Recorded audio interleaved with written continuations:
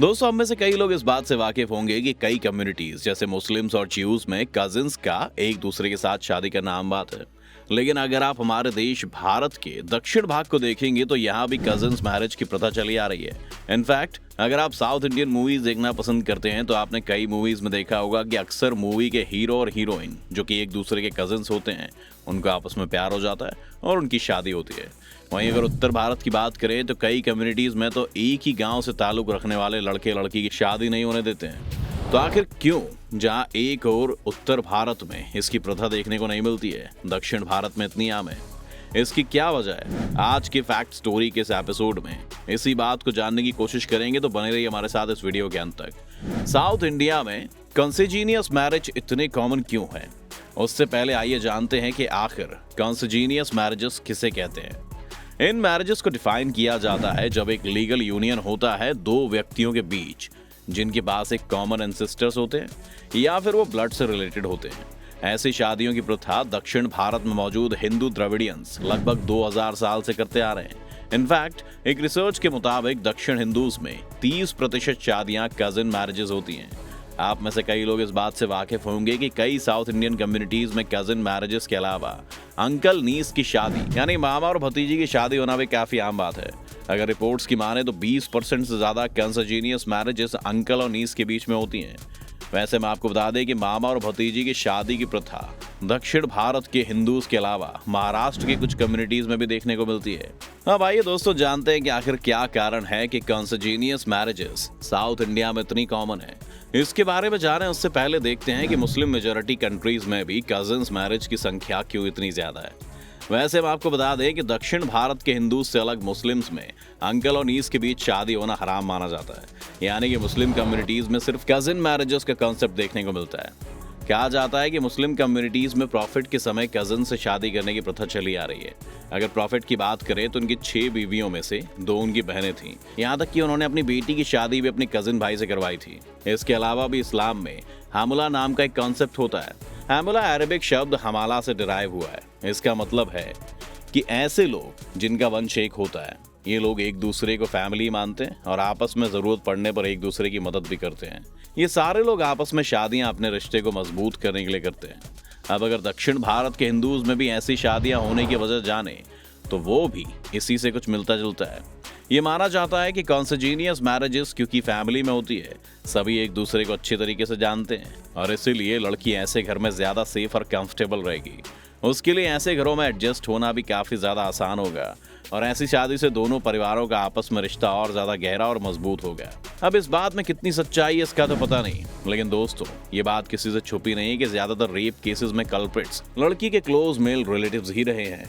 इसके अलावा एक और वजह है जिसके कारण लोग कॉन्सेजीनियस मैरिजेस को प्रेफर करते हैं, वो है पैसा। जी हाँ दोस्तों, साउथ में कई मैट्रिलिनियल सोसाइटीज देखने को मिलती हैं, यानी कि एक महिला हेड ऑफ द फैमिली होती है। प्रॉपर्टी पर भी बेटे के बजाय बेटी का अधिकार होता है। अब अगर बेटी की शादी कजिन से ही कराई जाती है तो प्रॉपर्टी सेम फैमिली में ही रहेगी। केरला में कई कम्युनिटीज में ये देखा गया है कि परिवार की प्रॉपर्टी बेटे को नहीं बल्कि भतीजे को दी जाती है। तो ऐसे में बेटी की शादी अपने भतीजे से करवाना काफी प्रेफर किया जाता है। तीसरा कारण जिसकी वजह से ये शादियां काफी आम है वो है डाउरी। कुछ रिसर्च इस ओर इशारा करते हैं कि जब आपस में एक परिवार में शादी होती है तो डाउरी काफी कम देनी पड़ती है और इसीलिए लोग अपनी बेटी की शादी उसके कजिन या मामा से करवाने में रुचि दिखाते हैं। अब आप सोच रहे होंगे कि इनमें से कई कारण तो देश के उत्तर भाग में भी लागू होते हैं, तो वहां क्यों कॉन्सेजीनियस मैरिजेस का कॉन्सेप्ट देखने को नहीं मिलता है?